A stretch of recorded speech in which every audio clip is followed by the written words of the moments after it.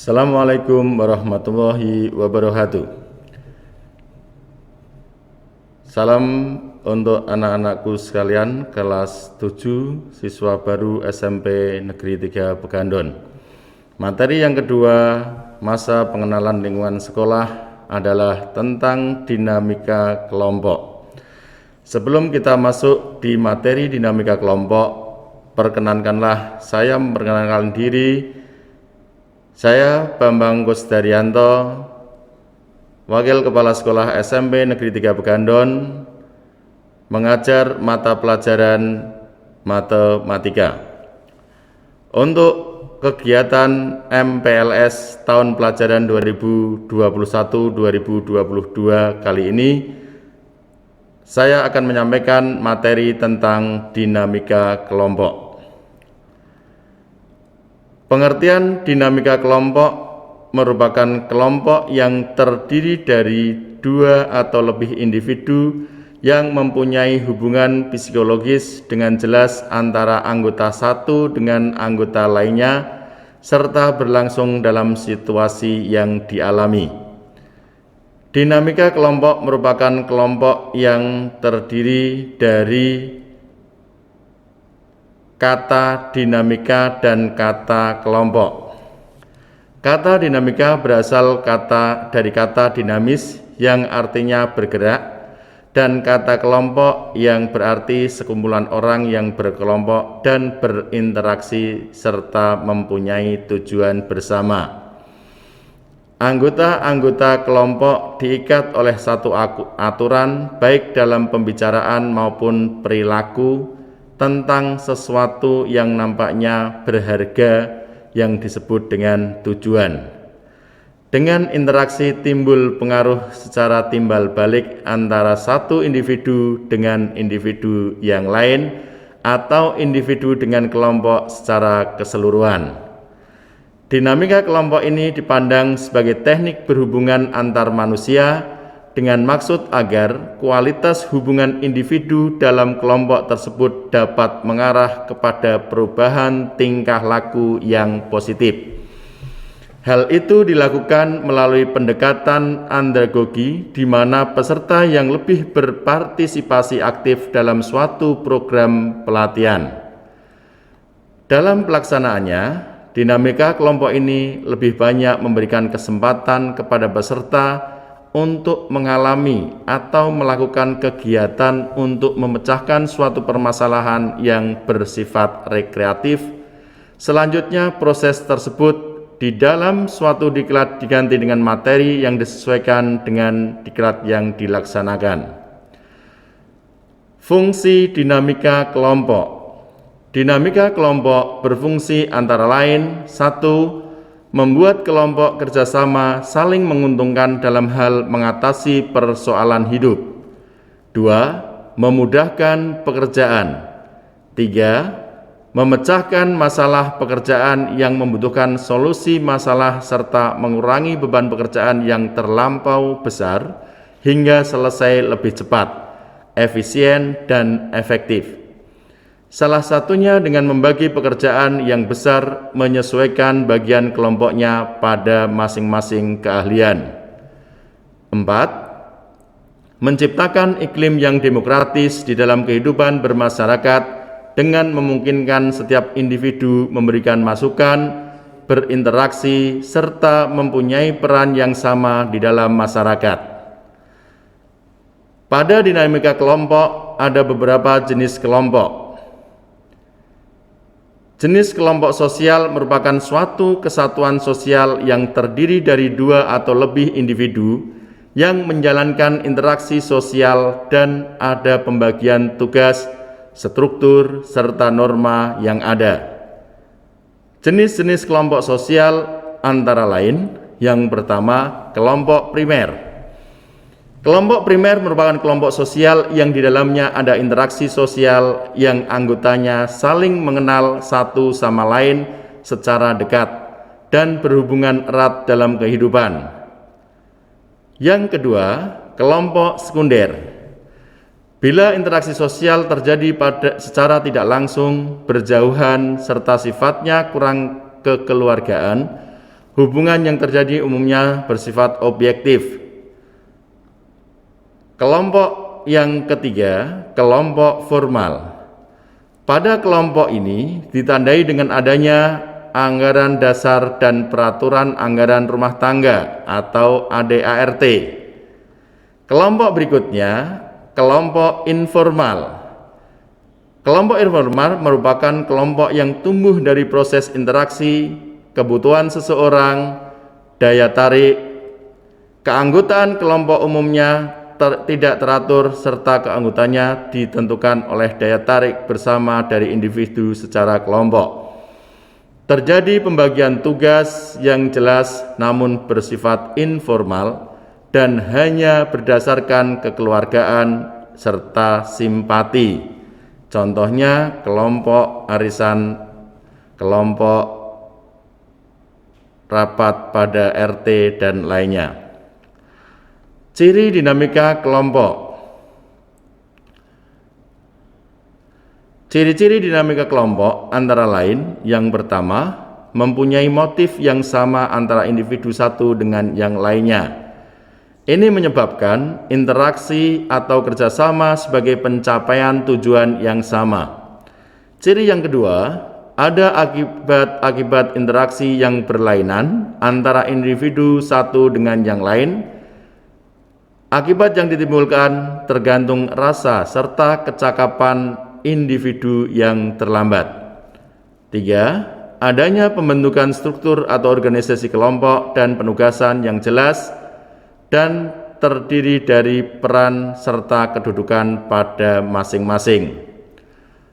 Keempat, adanya peneguhan norma pedoman tingkah laku anggota kelompok yang mengatur interaksi pada suatu kegiatan anggota kelompok untuk mencapai tujuan bersama. Keunggulan dan kelemahan dinamika kelompok. Pada proses dinamika kelompok, ada faktor yang bisa menghambat atau memperlancar proses tersebut yang ada berupa kelebihan atau kekurangan pada kelompok tersebut. Kelebihan kelompok. Yang pertama, adanya keterbukaan antara anggota kelompok untuk menerima dan memberi informasi serta pendapat anggota yang lain. 2. Kemauan anggota kelompok untuk mendahulukan kepentingan kelompoknya dengan menekan kepentingan pribadi. 3. Mempunyai kemampuan anggota kelompok untuk mendahulukan kepentingan kelompok dengan melakukan tekanan. 4. Kemampuan secara emosional dalam mengungkapkan kaidah dan telah disepakati kelompok. Kekurangan dinamika kelompok. Kekurangan dinamika kelompok pada kelompok bisa disebabkan karena waktu penugasan, tempat, atau jarak anggota kelompok yang berjauhan yang dapat mempengaruhi kualitas dan kuantitas pertemuan. Selanjutnya, tentang proses dalam dinamika kelompok. Bekerja dalam kelompok memang bukan satu-satunya cara untuk dapat bekerja secara efektif. Bagi orang tertentu terkadang tidak memerlukan kerjasama dalam menyelesaikan suatu pekerjaan.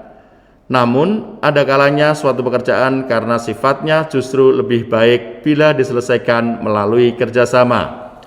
Ada beberapa pertimbangan seseorang bekerja sendiri untuk menyelesaikan suatu pekerjaan. Pertimbangan tersebut antara lain, sifat pekerjaan yang lebih efektif bila diselesaikan sendiri, waktu yang mendesak, tanggung jawab, dan sumber yang terbatas. Sedangkan seseorang memilih bekerja dalam kelompok dengan pertimbangan adanya manfaat yang bisa diambil apabila pekerjaan tersebut diselesaikan secara berkelompok, yaitu 1. Resiko pekerjaan ditanggung bersama. 2. Sumber yang didapat lebih banyak. 3. Terjadi proses belajar dari anggota kelompok. 4. Kelemahan individu teratasi oleh kelompok. 5. Kemampuan memecahkan masalah dan pengambilan keputusan dapat lebih baik. Agar tujuan bersama dapat tercapai, maka kelompok tersebut harus bekerja secara efektif.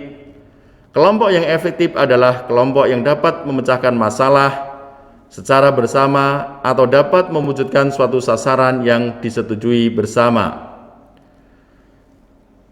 Kegiatan-kegiatan dalam dinamika kelompok antara lain meliputi 1. Pengenalan diri sendiri. Pengenalan diri sendiri berarti mengetahui dan memahami diri sendiri, baik secara potensi yang dimilikinya maupun cara-cara pemberdayaan dan pengembangan potensi tersebut serta memahami kekurangan dan kelemahan diri. Pengenalan diri sendiri adalah suatu langkah awal untuk dapat menjadi individu yang berhasil dalam berinteraksi dengan lingkungannya. Sebagai makhluk sosial, kita sangat membutuhkan agar diri kita dapat diterima, disenangi, dan dibutuhkan oleh kelompok dan lingkungannya. Untuk itu, setiap individu dituntut agar selalu menyesuaikan diri dengan keinginan kelompok. Yang kedua, pengenalan orang lain. Apabila dalam usaha pengenalan diri sendiri kita lebih banyak mencari tahu kelemahan dan kekurangan yang ada pada diri sendiri, maka dalam proses pengenalan orang lain lebih banyak berusaha untuk mengenali sisi positifnya agar dapat memanfaatkan kemampuan kita dengan sebaik-baiknya, sehingga tidak mengganggu dalam menyesuaikan diri dengan kelompok. Usaha untuk mengenal orang lain dapat dilakukan dengan memperhatikan perilaku, gaya, dan gerak-gerik serta penampilan dari setiap aktivitas. Selain itu, dapat pula dilakukan dengan mencari informasi tentang orang tersebut dari orang-orang yang cukup mengenalnya. Dalam kegiatan dinamika kelompok ini, banyak memberikan kesempatan kepada peserta untuk saling berinteraksi agar saling mengenal dan terbuka, sehingga akan mempercepat proses penyesuaian diri dan menjadi kelompok tersebut kelompok yang kondusif dalam mencapai tujuan bersama. Yang ketiga, komunikasi. Komunikasi merupakan inti dari hubungan antar manusia dalam kelompok. Proses komunikasi dapat berlangsung baik dan efektif apabila terjadi pemahaman yang sama antar komunikator selaku pemberi pesan dan komunikan selaku penerima pesan tentang ide atau informasi yang disampaikan. Agar dapat efektif, maka informasi yang akan disampaikan harus memenuhi 5C, yaitu clear, complete, concise, correct, dan courteous. Clear artinya jelas. Pesan harus jelas agar si penerima pesan dapat menerima pesan dengan baik. Yang kedua, complete. Complete, pesan itu harus lengkap. Jadi pesan tidak setengah-setengah, tetapi harus lengkap. Concise. Concise artinya ringkas. Pesan harus dibuat seringkas mungkin, tetapi harus jelas, harus lengkap. Correct, benar. Pesan yang disampaikan harus benar. Yang terakhir adalah courteous atau sopan. Dalam hal ini, pesan harus bernilai tentang kesopanan. Jadi pesan yang diterima oleh penerima pesan harus sopan. Selanjutnya, kerjasama kelompok. Pada hakikatnya, kerjasama merupakan landasan bagi keberadaan kelompok. Kerjasama berlangsung dalam semua proses kelompok dari awal sampai akhir, di mana setiap anggota kelompok saling berinteraksi, berkomunikasi, dan berpartisipasi. Setiap individu memiliki peran dan aktivitas sesuai dengan kemampuannya dalam rangka mencapai tujuan bersama. Kehidupan dalam suatu kelompok baik formal maupun non-formal, kelompok kecil maupun kelompok besar, kelompok profesi maupun sosial, jika tidak didasarkan kerjasama antar anggota kelompoknya, maka kelompok ini akan menjadi mati atau bubar. Usaha menciptakan kerjasama kelompok ini merupakan syarat guna tercapainya tujuan kelompok dengan menyamakan persepsi serta berbekal potensi dalam menyatu padukan kemampuan individu. Diharapkan kelompok akan berjalan harmonis ke arah sasaran yang ditentukan. Yang kelima, norma atau aturan kelompok. Norma kelompok adalah cara melihat atau memandang sesuatu yang dimiliki oleh kelompok berupa sikap, nilai, dan aturan permainan bersama. Norma kelompok diperlukan agar dapat memberikan arah dan isi tentang anggota kelompok berinteraksi dan berperilaku. Norma kelompok ini tercipta adanya tujuan kelompok dapat berupa konsensus, pedoman, atau peraturan. Apapun bentuknya, norma kelompok ini selalu ada di dalam kelompok, karena norma ini akan mempengaruhi perilaku individu dalam kelompok. Kegiatan dalam dinamika kelompok ini bersifat umum, yaitu berupa diskusi untuk memecahkan suatu permasalahan. Untuk menghindari kejenuhan, peserta dalam mengikuti diskusi bisa diberikan permainan-permainan yang menarik, namun mempunyai refleksi atau filosofi bagaimana seharusnya proses dalam kelompok tersebut dalam menyelesaikan suatu permasalahan. Demikian materi tentang dinamika kelompok pada kegiatan masa pengenalan lingkungan sekolah peserta didik baru SMP Negeri 3 Pegandon tahun 2021-2022. Untuk selanjutnya silahkan nanti bisa kalian baca, kalian pelajari materi yang akan saya share di grup MPLS SMP 3 Pegandon tahun pelajaran 2021-2022. Tetap semangat, selalu menerapkan protokol kesehatan yang terdiri dari 1. Memakai masker, 2. Menjaga jarak, 3. Mencuci tangan, 4. Menghindari kerumunan, 5. Mengurangi mobilitas, dan selalu berdoa kepada Allah SWT sehingga kita semua diberikan kesehatan, keselamatan, dan terhindar dari wabah penyakit ini. Dari saya akhiri, wabillahi taufiq wal hidayah. Assalamualaikum warahmatullahi wabarakatuh.